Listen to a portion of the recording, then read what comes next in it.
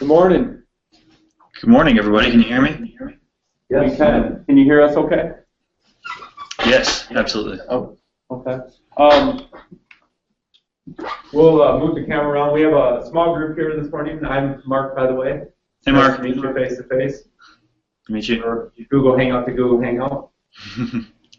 So we have 5 educators here today. Our group is approximately 11 or 12. There's a lot that couldn't make our first meeting, but they're going to view this web conference we're having at their own time. So we'll put it into a learning management system. Do you want to go ahead and just start us off? Everyone in here watched that short 2-minute introduction from your website, but maybe you could kind of talk about what you do, what your studies have shown, and then as we talked earlier about providing some time for question and answer. Okay, so well, my name is Dr. McCammon, and I work. Is there something wrong? This is kind of weird now. Everybody's muted, and okay. I work at the Friday Institute for Educational Innovation, part of the College of Education at North Carolina State University. And before I was at the university, I was a high school teacher. I taught AP Economics and Civics at Wakefield High School in North Raleigh.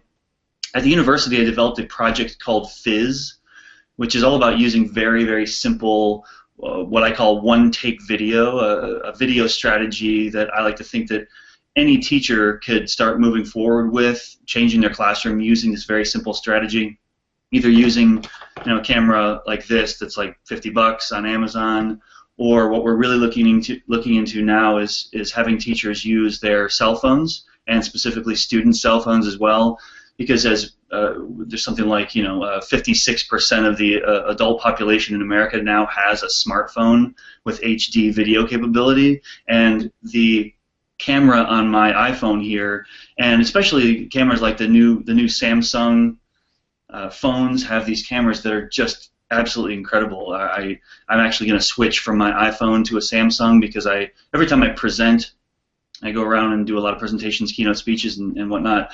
I film my presentations, and I carry this really nice camera around with me, and I always worry that it's going to, get broken or something like that, or fall, or I'll forget it, or someone steal it. But what I'm going to switch to is I'm going to buy a new Samsung smartphone and put a really big SD card in it, and then just use my phone to film my presentations from now on, because the quality is probably even better, which is amazing. So it's just changing the capabilities of what we're able to do. But a few years ago, I started this project, I don't know, like 7 years ago at the university, using very simple video to transform what happens with teaching and learning in the classroom. And then a few years ago, maybe 2.5 or 3 years ago, this whole flipping the classroom thing became popular, and sort of it kind of latched on to that concept, because I liked that concept, and it was sort of interesting. We were touting the use of flip cameras, the really inexpensive little flip cameras that they don't make anymore. So it just made a lot of sense to kind of get on this flip in the classroom bandwagon. And then for 2.5 years, we did a lot of pilots and collected some data and created a training program and everything. And what I came to about a month and a half ago is that so talking about flipping the classroom, I try to, very recently, I'm really trying to kind of erase people's understanding of it and rebuild it in a very simple way, that we should think of flipping the classroom as a shift in efficient teaching practice. Because what I found in the past 2.5 years, you can't get around this. It's like you can't win this discussion about flipping the classroom, because as soon as you start talking about flipping the classroom, people say, yeah, let me stop you right there. I know everything about this, and that's where students watch videos for homework, and then they come in and do their homework in the classroom, or they do their application work in the classroom, and let me tell you 2 reasons why that will not work. Number 1, what if students don't have access to computers, so this whole teaching method is not fair? So, right, that's the first thing. Second thing is, well, students won't watch the videos outside of the classroom. which is an interesting statement because a lot of people who say that have never tried it, so it's odd. But anyway, those are the two things. We can't get around this. We can't get past those. Whether they're actual viable concerns that people have, those two questions, if they're viable, or if they just, in my experience, a lot of people just look for reasons not to have to do something. Like I don't think I want to put in the work to do this, so I'm going to try to figure out how to sort of tear it down in a way. And those are two really great ways of tearing this idea down, because if the teaching method requires that students watch it for homework, well, if one student in the school doesn't have access to the internet, then it's not fair. Then I can just say, well, this won't work for me because a couple of students don't have internet. So what I'm trying to do is trying to clear that, to erase that issue, because I think flipping the classroom can be a very powerful way of teaching, and it can be a huge paradigm shift for every teacher, and it can be just a freeing, exciting shift for any teacher. And I want to replace this misconception about flipping the classroom with basically one word, that it's about efficiency. And that's it. Like, it's not about students watching videos for homework and doing homework in the classroom. It's about efficiency. And if we kind of pull back our understanding and say, okay, this is about efficiency, well, then what can that really mean, and how can this apply to everyone? And I like to think that flipping the classroom does two things very well for any teacher. First, it frees your mind. And the second, it frees your time. And one of the first things we learned about flipping the classroom, or with our work around this concept of getting teachers in a very simple way, using, just very simple whiteboards and writing some information on there, sitting down in front of the camera and filming it, is what we found in a high school classroom. A teacher who teaches, in block schedule, and they teach 3 sections of civics, let's say, that they, in section or block 1, they give an hour lecture and have students do some work on that. In block 2, they give the same hour lecture. Block 3, they give the same hour lecture. That 60-minute lecture consistently across the teachers we've worked with across the country, and even in other countries, those 60-minute lectures that they had to repeat over and over end up being 10-minute videos.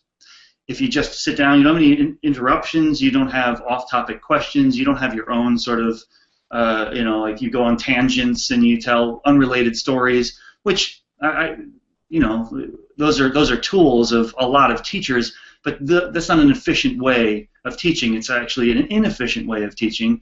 It's not moving the content forward, and it's not really engaging all the students that well. So if we see this shift already with these 60-minute live lectures delivered multiple times a day, so basically you've talked about the content for 3 hours in any given day, and that content, all you have to say about it really, if you're delivering just the fundamentals of that content, is 10 minutes, that right there is an enormous shift in efficiency. Just that. I mean, forget students watching it for homework. You could take that 10-minute video, and instead of your warm-up, your first 10 minutes of class, you just play the video. Pause it a couple times, have a very short discussion, and then 15 minutes into a 90-minute block schedule class, you're ready to attack group work and collaboration and higher order thinking and application. It does not have to be, for me, the flip is in efficiency, and that's sort of freeing our time. So not only do I not have to repeat myself for 3 hours about this content, but I don't have to sit there and manage a classroom while I'm trying to give them a bunch of information. I put the video lecture that I created up on the screen, and that frees me to do other things. It frees me. I can take attendance. I can go around and manage behavior on an individual basis. I can maybe pass out some papers. I can certainly get the room ready for the activity that we're doing that day.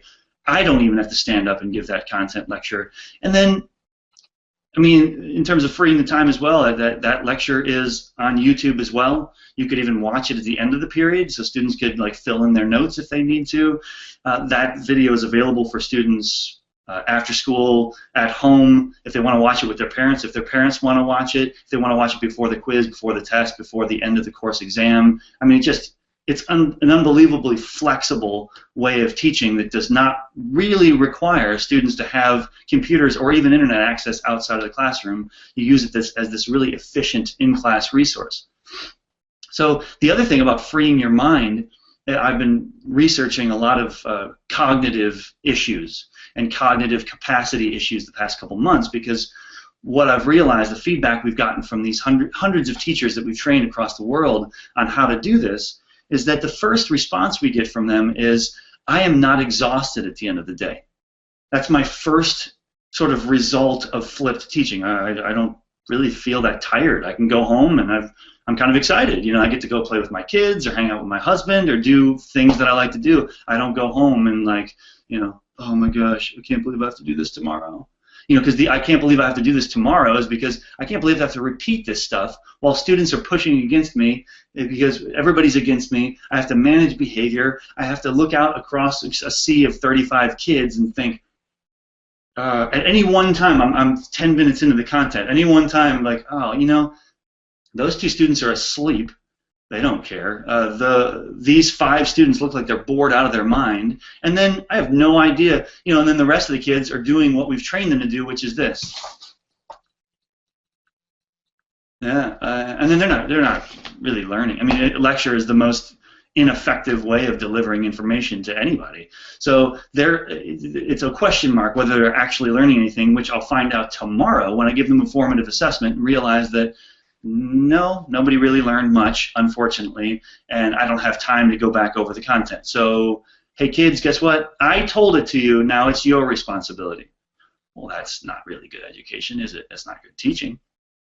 So freeing your mind, it's a very simple sort of formula that I've been pondering here, because if we're spending all of our cognitive capacity, all of our cognitive energy on trying to remember all this content I'm supposed to tell my students, and remember what I told first period compared to what I told third period yesterday about, I told third period this, and I told first period, we only got halfway through because there was an assembly, and so first period, but if I'm spending all of my time not only recalling all the content, but trying to remember all that junk, then that is wildly inefficient for my mental capacity, my cognitive capacity. If I remove all that and put it into a 10-minute chunk, then I can use my brain for innovation and creativity. Specifically, let's just have a use case. While that 10-minute video is playing at the beginning of the class period, I can actually sit there and say,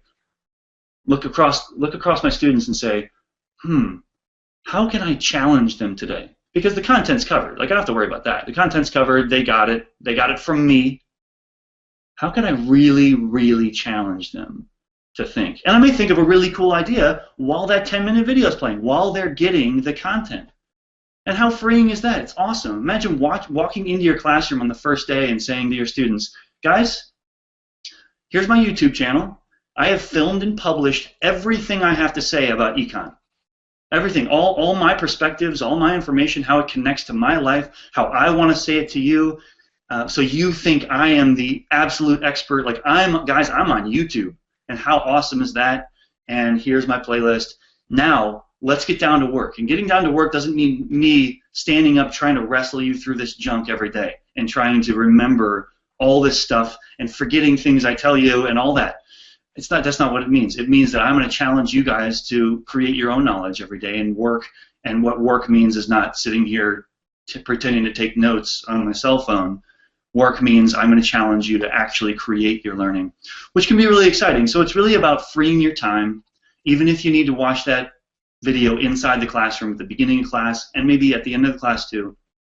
And it's about freeing your mind from having to keep track of all that stuff and work through all that cognitive inefficiency.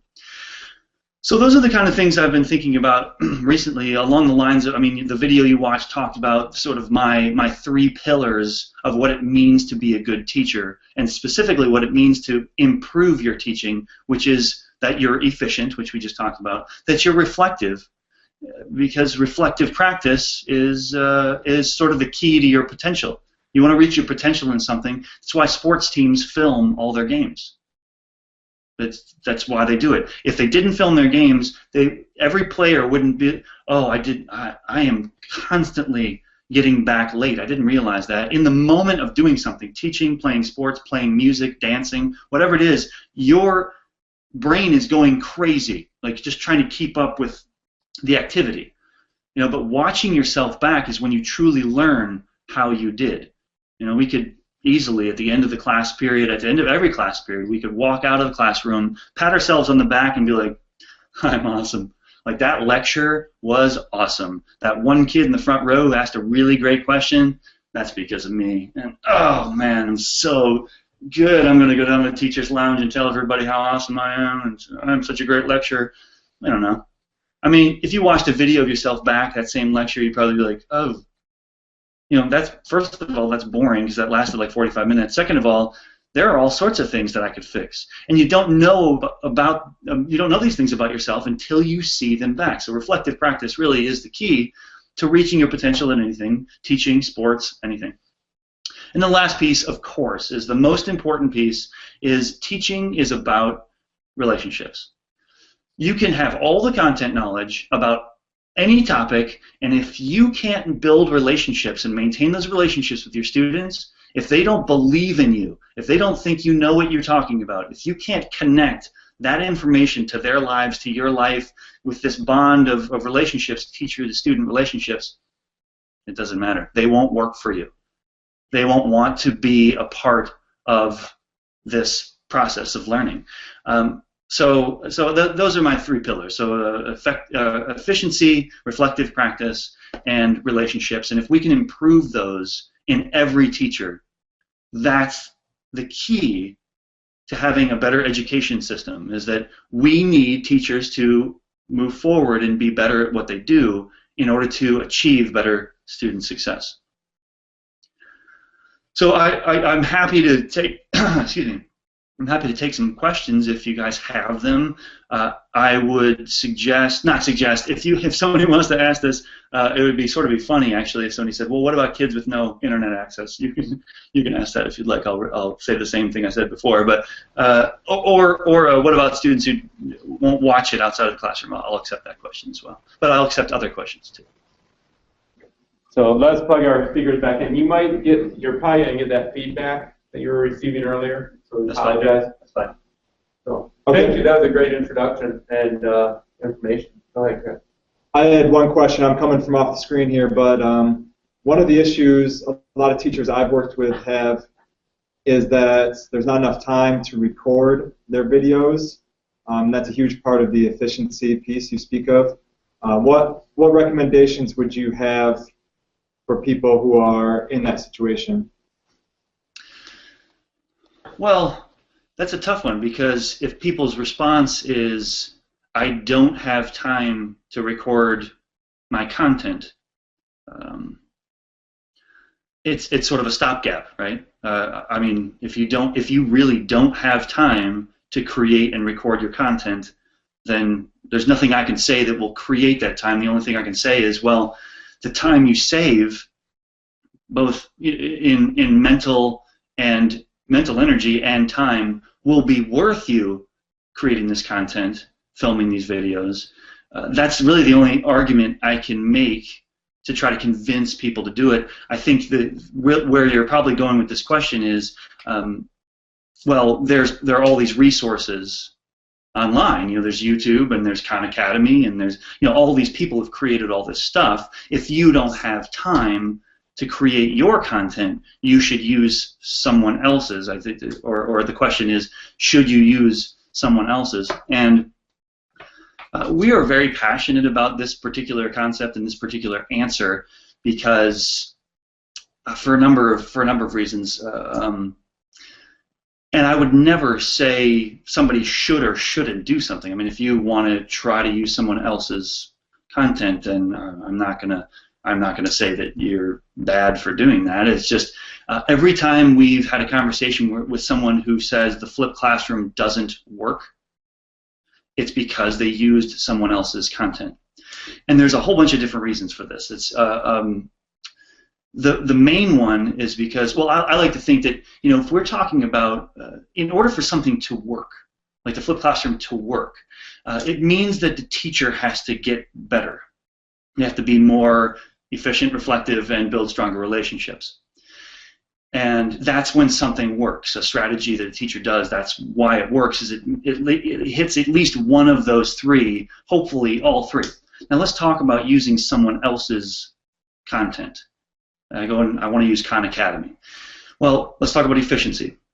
For me, and I've done this before, and teachers I've talked to have done this before too, it actually takes more so if I want to use a 10-minute Khan Academy video to teach a lesson, I have to watch that. As a teacher, I have to watch that video. I have to know what it says, so that's 10 minutes. Probably have to watch it a couple of times, so maybe 10 or 15 minutes to really get the idea of where that person's going. And then I have to figure out what he says that I don't agree with, for lack of a better word. You know, the last example he uses, I don't use that example. There's a term he uses that is not appropriate for the age group that I'm teaching. I don't agree with how he explains something. So I have to make note to myself, be like, okay, so tomorrow after the students watch the video, I'm going to spend 15 or 20 minutes making excuses about why. Okay, guys, I know you watched that video, but let me just don't focus on that last part. Don't focus on this last thing. I know he said this, but let's do this, because I like to think teaching is an art. It's an art form. Like I go and watch economics teachers. I've observed economics teachers. Never one time, not one time in my entire career, have I sat in there and said, that's exactly how I would explain it. Like, I always disagree. Like, you know, I have a better way of explaining it. My students wouldn't really get the way. I mean, it's fine for his class, but it's not for mine. So from an efficiency standpoint, it would take me longer to watch Khan Academy video, sort of make my excuses, lecture on the excuses multiple times a day, back to that lecture piece, and then also change my assessments to meet someone else's teaching. That's not something I would look forward to. So now I have to adjust my quizzes and tests for someone else's teaching. I'm not, you know, that's not going to work. It just doesn't work. So the second thing is reflective practice. There is nothing about having students kind of outsourcing material, having students watch someone else's video that's going to make me a better teacher. I'm not going to reflect on anything. Like, I haven't created anything, so how can I reflect? And the third, I see Mark said, goes back to relationships. Again, the most important thing. The last thing I want to do is send a message to my students that I don't know my content and/or I don't care to deliver it myself. And these three things together, again, the efficiency difference, the reflective practice, and the breakdown of relationships, is where we've seen people not succeed with an outsourced flipped classroom mentality. So, but it is a great question, and I don't have. The only thing I would say to people, if you say you don't have time to film your content, my only retort is you don't have time not to. Like, life is too short. You know, life is too short, and as teachers, it's our sort of 21st century obligation to be published experts. That's how you know you're a master teacher. That's how you convince your students you're a master teacher. You're found on YouTube. And if you don't have time to do that, I understand, but you're sort of not in the game anymore.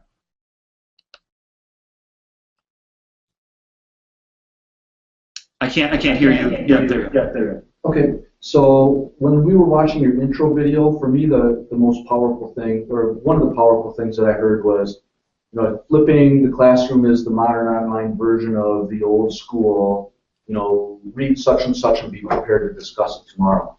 Mm-hmm. And I guess I haven't done too much flipped classroom stuff, but one of the teachers across the hall does it, and he always complains, well, I just have to teach it again in the morning. You know, and it was like you're reinforcing loop that if the kids watch the video and then you come and just do the same thing again in class, then they're not going to watch the video.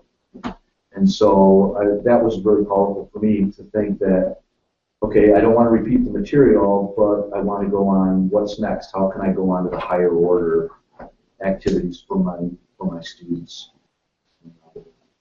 So I guess that's more of a comment than a question. Well, I will respond with a comment, as if that was a question, if that's okay. It all, and I'm not going to pretend that I understand the teacher across the hall or what he's done or what he hasn't done. I assume it's a he. But I will say that just like in any good teaching scenario, it is all about scaffolding. And I would assume this teacher across the hall did not do an appropriate job at scaffolding this for his students. In evidence, the fact that, you know, what it means that when he has to re-lecture the content, it means that students didn't watch it or wouldn't watch it or something. So, you know, the question about, well, what if students don't watch it, and how do you make sure they watch it? How do you get them to watch it? Well, how do we get them to do anything? You know, we model, and then we scaffold, and we engage. Those are the tools that we have. So if this breaks down, it means that it broke down somewhere in those areas. And I would suggest to this person, first I go observe their classroom, but I would suggest, based on the limited information that I know, is a strategy which is, okay, so for the first, let's say, month of school, you're going to watch it inside the classroom. You're going to watch those video lectures inside the classroom, and you're going to train your students. We can't just say, oh, students watch videos all the time. They'll be fine. Okay, so hey guys, tomorrow you're going to watch a video lecture for homework, and I expect you to know it and understand it and come in ready to apply your knowledge. That's bad teaching. That's not appropriate teaching. Appropriate teaching is, guys, this is very different. You've never done anything like this before. You have no basis for experience here, or you have no experience with taking notes or experiencing a video lecture. So for the first month, we're going to watch them together in class. During the video, I'm going to pause at certain points, and we're going to talk about what you should put in your notes, what you should be thinking, what you should collect at the end of this. I can also differentiate note-taking strategies. I can take my really high-level learners and give them the directive in the classroom to say, okay, I don't want you to take notes. I want you to write a paragraph summary at the end of this video. So I just want you to listen. Whereas the low-level students, I can actually take the really low-level students and put those 4 on a computer in the back of the room with headphones, and they can work on it at their own pace and give them that. So I can differentiate note-taking. But what I would say to this person is, you know, you need to appropriately scaffold this. If this is really something you want to do, you have to scaffold this correctly, which means you have to train the students on what you want them to get out of those notes. And the best way to do that is to watch it in class with them, walking them through that process. And it may take a month. It may take a semester. It may take the entire year. I don't know. It may take 2 days. It depends upon the teacher and the students. But that is the strategy you should be using. And how you know it's time to have students watch these videos for homework is when they ask for it. Mr. McCammon, you know, like we're good. We're good. Like, we get it. We know how to do this. We're in. You know, it would be much better if we could spend our class time on the engaging stuff. I don't want to spend the first 15 minutes of class doing this other stuff. We can do that at home. Let your students convince you it's time to do the out-of-class watching. And you'll be shocked because they will do it. Over and over, they will do it. They see the efficiency and the engagement that goes on. And that's the other piece of it, too, is that I would also assume, well, I don't want to assume anything, but how you get students to come to class prepared where you don't have to re-lecture is that you make sure the class time is valuable to them. You know, coming in and doing 90 minutes of worksheets that you stack up on their desk, that wouldn't inspire me to really want to watch a video for homework, you know.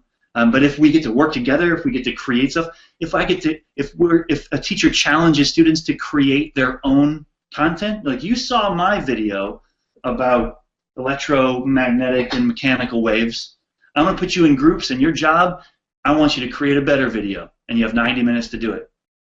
That's kind of an interesting and exciting task for students to do instead of listening to me talk about it for an hour. Like, now you watched it, you know, like you put in the 7 minutes to watch that video, make your own.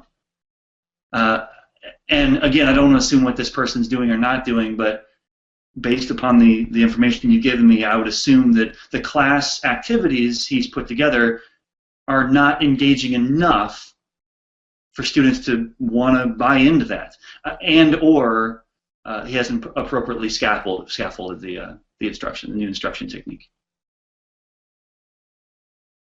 You have to leave at 10:30. Is that correct? I can go until about 10:35. Okay. Yeah. Any questions from here? I have a quick one. Go ahead. Just I wonder about strategies. So you kind of alluded to, you know, I think like a think, pair, share. And I know there's something like science teaching, and people can or the art of teaching, I'm sorry, that they can work through. Is there any high efficiency strategies? I mean, there's literature circles, there's think, pair, share, small group things. Is there anything that you've found that's more effective with this kind of model? Absolutely, and thank you. This is a perfect transition if we're wrapping up. So a year and a half ago, we got funding from a company called SAS to build a flipped classroom training program for teachers, professors, and undergraduates. So 3 different training programs.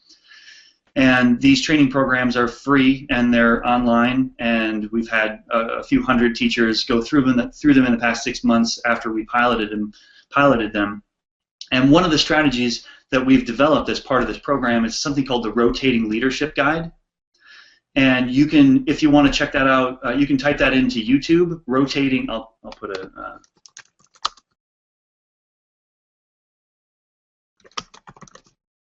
I can't spell. So Rotating Leadership Guide. If you want to type that into YouTube, there'll be a couple videos that come up. One of them is explaining how it works. And excuse me. Actually, that'll probably be the main one you come up with. But just showing how it kind of plays out in the classroom. And we have the Rotating Leadership Guide as part of our training. So there's a handout for students. There's a handout for teachers. That is the best collaborative learning guide that I have seen work in a flipped classroom. And it's sort of how a lot of teachers have modeled even the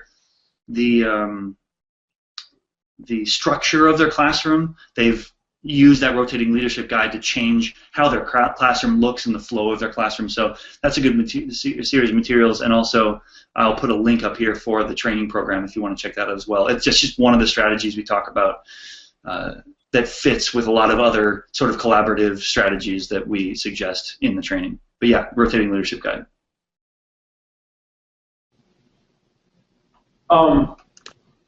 Real quickly, you alluded to it earlier, when we were talking about time to make films, and on your website you have the one-take video.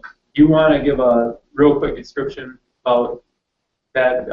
I know a lot of people hear for a 10-minute video it takes 20 hours of editing. You hear that all the time, and you've changed it to look at it. It's a one-take deal. You wrote it, simplified it. Can you share briefly on that? Yeah, absolutely. Thank you for that question. That's great. So one of the reasons we talk about the one-take video is because, I mean, you hit the nail on the head. That if I put 100 teachers in a room and I stand up and I say, okay, guys, I'm going to suggest that you create video content for your classroom. And so people are, okay, I'm listening, I'm in, it sounds good, and I pitch it in a way like it's going to save you time and it's going to do whatever, flip your classroom, I don't know. But as soon as I say something along the lines of, okay, now, once you have this video done, well, there are 2 things. Once you have this video done, now you're going to drop it into iMovie, and you're going to things, and you can move and you start making choices in there. You can have a title slide. It can be pink, it can be blue, it can be purple, and you have these fonts and your title. And then as soon as you outline all those choices, about 95% of the people in that room not only tune out, but they get angry.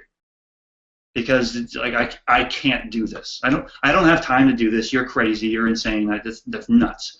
Okay, so that's the first thing. The second thing, if you say, hey, okay, same 100 people, different scenario. Guys, okay, so you're going to download this software onto your computer called Camtasia, and it's amazing. You can do 1,000,001 things with Camtasia. You can build your digital presentation. It's going to be great. Those same 95 people get mad and tune out because like I can't use that. I don't have it. I teach science. I don't have time to learn Camtasia. That's nuts. So the intersection or the contribution we try to make is based in research, but also based in need and logic. We want people to be able to do this. And if editing and advanced software are huge barriers for most people, then how do you fight against that? You know? Yes, you are a science teacher. You shouldn't spend 100 hours learning a software. It's not a good use of your time. But what is a good use of your time is creating content. So what we are saying is that put a camera, hit record, hit stop, and that product is done. You're not going to drop it into anything. You're going to upload it to YouTube, and then that's a finished product. If we can get to that mentality, then 50, 60, 75% of that people in that room are saying, I can do that. That's what we want. And the simple technology. Also, you talked about 20 hours to edit a video and whatnot, or whatever time it takes is too much to do that kind of thing. It takes me about. I do a lot of lectures on content that I don't know. So my process will be, I'll go to. I did this one on mechanical and electromagnetic waves for a keynote speech I did a couple days ago. I went to YouTube. I watched 3 different videos on electromagnetic and mechanical waves. Apparently, I don't know it that well. But I watched 3 different YouTube videos that had the most views because I didn't really know anything about it. I watched those 3 videos. I took notes. I made notes to myself as they're going along because I'm an advanced learner. So I made notes as it was going along. I also circled examples that I really liked. I crossed out things that didn't make sense to me and what my audience would be. And after that, it took me about 20 minutes to write my notes onto a couple of whiteboards. And then I sat down with a camera and I basically re-lectured that bigger picture, that information. That took me 8 minutes. So what is that? So 15, 20, 35, 45 or 50 minutes, and that video is done. Is it the best video on the internet about that topic? No. Absolutely not. But it would be the best to my students. My students would say, you are awesome. And in my head, I'm thinking, all I did was look at some expert videos and then made it my own. I just owned that myself and then move forward. Teachers we talk to, it take half an hour, 35 minutes to create one of these things, which saves 3 hours of lecturing in any given day. That's why I go back to that first question. You don't have time not to do this. Good. Yep. Excellent. Thank you so much. Very enlightening. You shared a lot of interesting ideas. I believe that we can continue the conversation moving forward today. Great. And